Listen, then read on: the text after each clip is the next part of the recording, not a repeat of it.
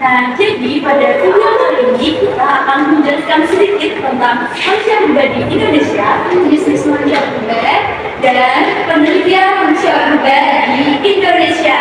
Selamat menyaksikan. Nah, teman-teman, kalian tahu nggak sih kenapa negara kita, Indonesia, disebut sebagai laboratorium penelitian manusia purba? Oh iya, kenapa tuh?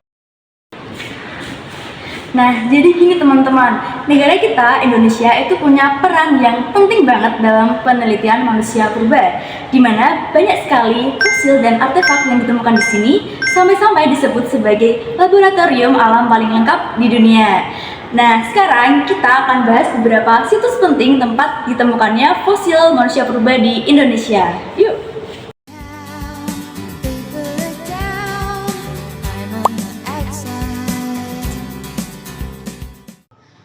Nah, yang pertama adalah situs Sangiran. Situs ini terletak kurang lebih 17 km dari kota Solo, Jawa Tengah. Nah, teman-teman, situs ini tuh keren banget. Kenapa? Karena situs ini termasuk satu-satunya situs praaksara di Indonesia yang diakui UNESCO sebagai warisan dunia sejak tanggal 5 Desember 1996. Penemuan fosil di Sangiran pertama kali dilaporkan pada tahun 1864 oleh P.E.C. Skemowing, yaitu penemuan fosil vertebrata di Kalioso, bagian dari wilayah Sangiran. Nah, di Sangiran ditemukan berbagai fosil manusia purba, hewan, dan alat batu dari masa Pleistosen. Nah, salah satu temuan terkenalnya adalah Homo erectus.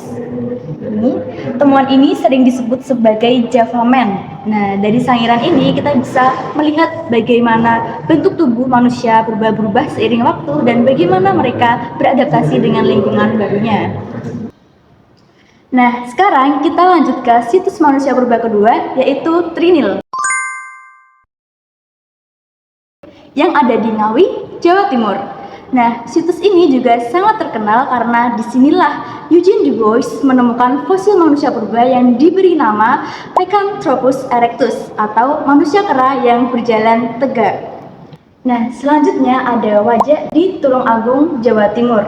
Nah, jadi teman-teman, disinilah ditemukan Homo wajakenis, manusia purba yang punya ciri khas mirip sekali dengan manusia modern seperti kita.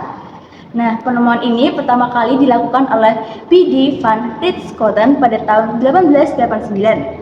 Nah, fosil tersebut kemudian dikirim ke Eugene Du Bois yang akhirnya meneliti fosil itu selama beberapa tahun. Hasilnya, Du Bois menyimpulkan kalau manusia wajak ini termasuk jenis Homo sapiens atau manusia modern awal. Nah, artinya manusia di Indonesia sudah hidup dan berkembang sangat lama, bahkan sebelum era sejarah dimulai. Dan menariknya, manusia wajak ini menunjukkan bahwa kita punya akar sejarah yang sangat panjang di bumi Nusantara ini. Nah, lalu bagaimana sih cara mengetahui kehidupan manusia purba itu? Untuk mengetahui kehidupan manusia purba, para ahli menggunakan dua cara, yaitu yang pertama, melalui sisa manusia, hewan, atau tumbuhan yang sudah membatu dan disebut fosil. Yang kedua, melalui benda-benda peninggalan hasil budaya seperti senjata atau bangunan kuno dari bentuk fosil seperti tengkorak, rahang, dan tulang. Para peneliti bisa mengetahui kemampuan berpikir, bentuk tubuh, serta cara hidup manusia purba. Lalu selanjutnya ada jenis-jenis manusia purba di Indonesia. Di Indonesia sendiri, para arkeolog menemukan banyak fosil manusia purba. Berdasarkan penelitiannya, manusia purba di Indonesia dibedakan menjadi 3 jenis, yaitu Meganthropus, Pithecanthropus, dan Homo sapiens. Jenis pertama adalah Meganthropus paleojavanicus yang berarti manusia besar dari Jawa. Fosilnya ditemukan oleh von Koenigswald di Sangiran antara tahun 1936 sampai 1941. Meganthropus hidup pada masa Pleistosen awal dan merupakan manusia purba paling tua. Ciri-cirinya antara lain memiliki rahang bawah yang besar dan kuat, otot kunyah yang menonjol, bentuk wajah tebal tanpa dagu, serta hidup dari tumbuhan. Selanjutnya, jenis kedua ada Pithecanthropus atau manusia kera yang berjalan tegak.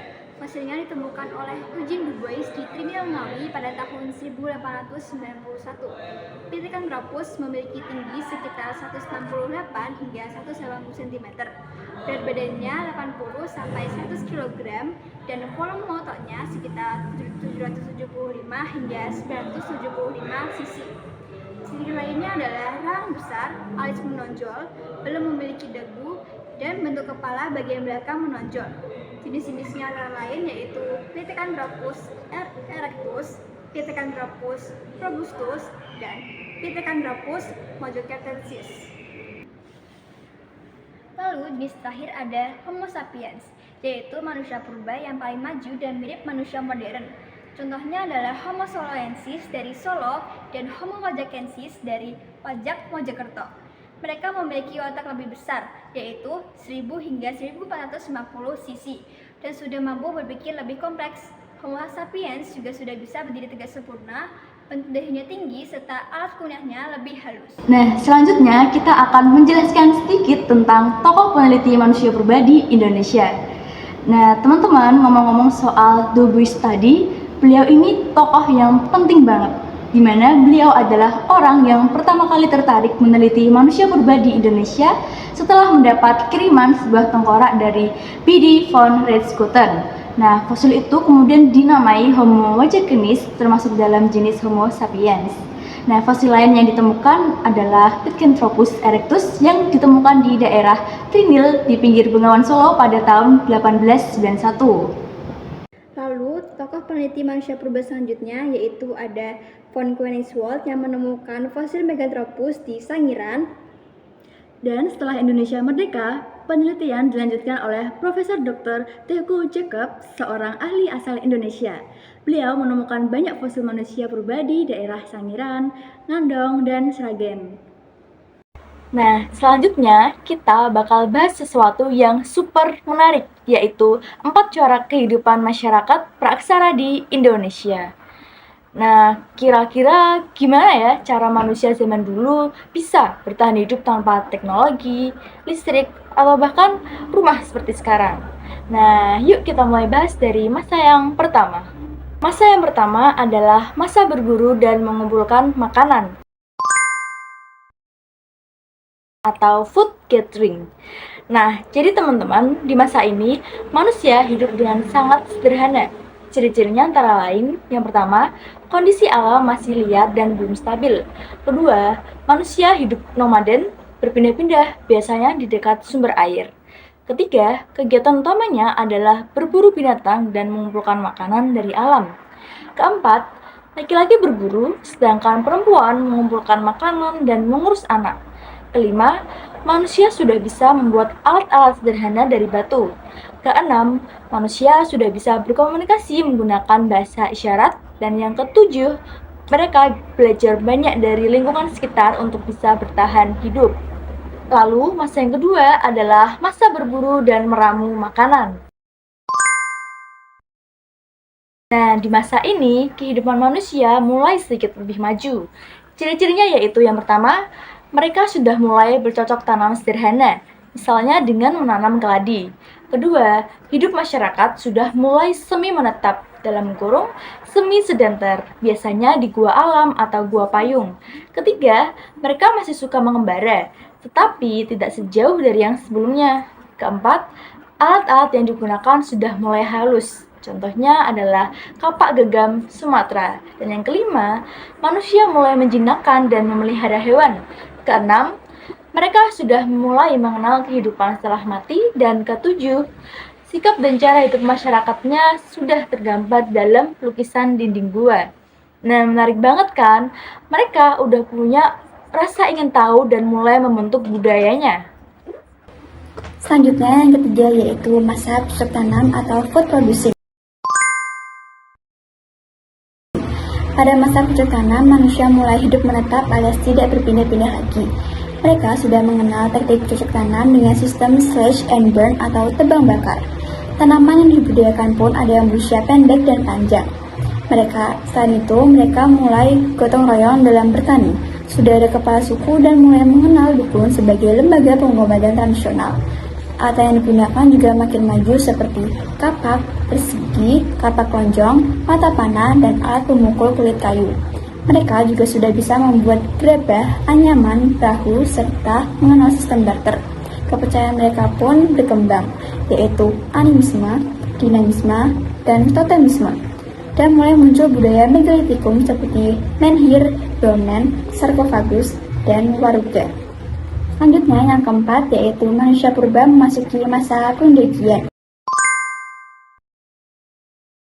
Pada masa ini kehidupan makin maju. Mereka sudah mengenal pengolahan logam dengan teknik tuang lilin dan cetak ulang. Peralatannya sudah dibuat dari logam dan bukan batu lagi. Mereka juga mengenal ilmu pegunungan, navigasi, dan mampu membuat gerabah yang lebih halus. Bahkan sudah ada pembagian lapisan sosial dalam masyarakat atau stratifikasi sosial. Kepercayaannya terhadap roh dan dewa juga berkembang. Masih ada animisme, dinamisme, dan totemisme. Tetapi mulai muncul juga politeisme atau penyembahan banyak dewa. Pada masa ini juga dikenal adanya bekal kubur dan bangunan megalitikum seperti punden Bunda. Menariknya lagi, mereka sudah mengenal seni membatik, gamelan, dan wayang. Jadi bisa dibilang masa pendakian ini adalah awal dari lahirnya budaya dan teknologi Nusantara yang semakin maju. Jadi teman-teman, dari penemuan-penemuan tadi kita bisa tahu bahwa Indonesia punya peran penting dalam sejarah revolusi manusia di dunia. Jadi, kita sebagai generasi penerus harus bangga dan ikut menjaga peninggalan sejarah ini. Terima kasih sudah menonton.